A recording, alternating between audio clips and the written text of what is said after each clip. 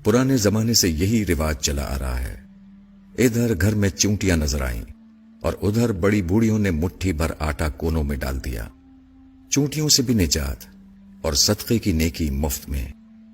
अब्बा हंसने लगे तो खातून के चेहरे पर भी मुस्कुराहट आ गई। चले मैं भी फिर आटा ही ट्राई कर लेती हूं।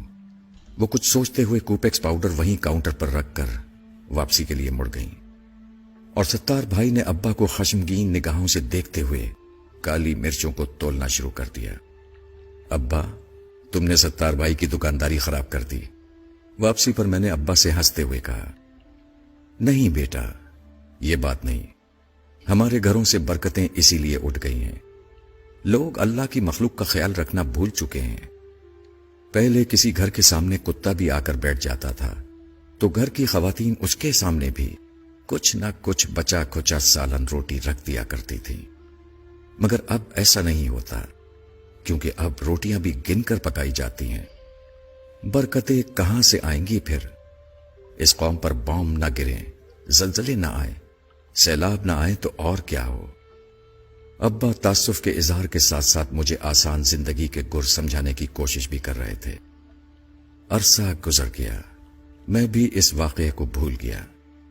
फिर एक दिन बड़े भाईजान के यहां जाना हुआ। अभी डोरबेल बजाने ही लगा था कि चिड़ियों के झुंड के उड़ने की जोरदार आवाज कानों में पड़ी। चौंक कर ऊपर देखा तो पता चला कि मेन गेट के दोनों जानिब मिट्टी के कूंडे रखे थे और उन कूंडों से चंद लम्हे कबल यकीनन वो चिड़िया दाना चुग रही थीं और अब मेरी आमद से डरकर उन्होंने उड़ान भरी थी। मगर अभी भी वो उड़कर दूर नहीं गई थीं, बल्कि ऊपरी मुंडेर पर इधर उधर फुदक कर मेरे जाने का इंतजार कर रही थीं। भतीजी ने दरवाजा खोला तो मैं अंदर दाखिल हो गया। ये क्या, इतनी सारी चिड़िया? मैंने सलाम के बाद खुशगवार हैरत से भाभी से पूछा, जो किचन की खिड़की से खाना पकाते हुए मुझे देखकर मुस्कुरा रही थी। तुम्हारे भाईजान ने रखे हैं ये कूंडे लाकर चिड़ियों के दाने के लिए?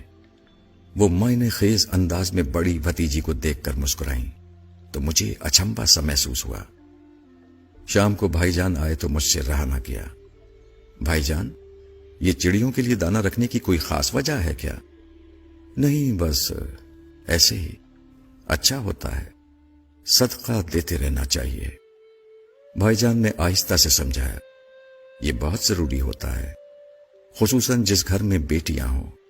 फिर बताने लगे कि किसी बुजुर्ग के पास एक शख्स ने आकर बताया कि वो गरीब आदमी है और परेशान है कि अपनी जवान बेटियों की शादी किस तरह कर पाएगा, क्योंकि गुर्बत की वजह से कोई उसकी बेटियों से शादी करने को तैयार नहीं। बुजुर्ग ने मशवरा दिया कि रोज 200 भूखों को खाना खिलाओ, तुम्हारा मसला हल हो जाएगा। गरीब आदमी मारे एहतराम के बुजुर्ग को तो कुछ न बोल पाया, अलबत्ता आस्ताने से बाहर आकर ज़ारो कतार रोने लगा। पास से गुजरते हुए किसी दाना ने पूछा, रोते क्यों हो? गरीब ने जवाब दिया, गुर्बत ने पहले ही मार मार कर अधमुआ किया हुआ है और सरकार ने फरमाया है कि रोज 200 भूखों को खाना खिलाओ, तब बेटियों की शादी मुमकिन होगी। दाना आदमी मुस्कुराकर बोला, भले आदमी, भूखा क्या सिर्फ इंसान होता है? अल्लाह की मखलूक छोटी हो या बड़ी, भूख तो सबको सताती है। अगर तुम एक मुट्ठी आटा भी चूंटियों को डाल दोगे तो समझो तुम्हारा सदका हो गया। दाना आदमी तो ये कहकर अपनी राह चल दिया और गरीब अपनी नाकिस अकल पर हंसते हुए अपने घर को चला। कुछ अरसे बाद ही सदके की बरकत से न सिर्फ वो अपनी बेटियों के फराइज से सुबुकदोश हुआ, बल्कि घर में भी खुशहाली आ गई। भाईजान जिस वक्त ये वाकया हमको सुना रहे थे, मुझे अब्बा की मुट्ठी भर आटे वाली बात याद आ रही थी। मैंने आने वाले दिनों में देखा कि भाईजान ने अपनी चारों बेटियों की शादियां उनकी सही उम्र में बिल्कुल दुरुस्त मौके पर कर दी। शायद इसीलिए जब मैंने अपना घर लिया तो सबसे पहले अपने दरवाजे के पास चिड़ियों के लिए दाना रख दिया। कई बार घर बदला, हर बार ये चिड़िया, कबूतर और कव्वे मेरे रिस्क की आसानियों का सबब बनते रहे। बीमारियां भी आईं, परेशानियों ने भी घेरा तंग करने की कोशिश की, मगर हमेशा ये परिंदे मुझे आसरा देते रहे। इन्ना माल उसरे युसरा कि माने समझाते रहे। अल्लाह रब्बुल इज्जत की बड़ाई का यकीन दिलाते रहे।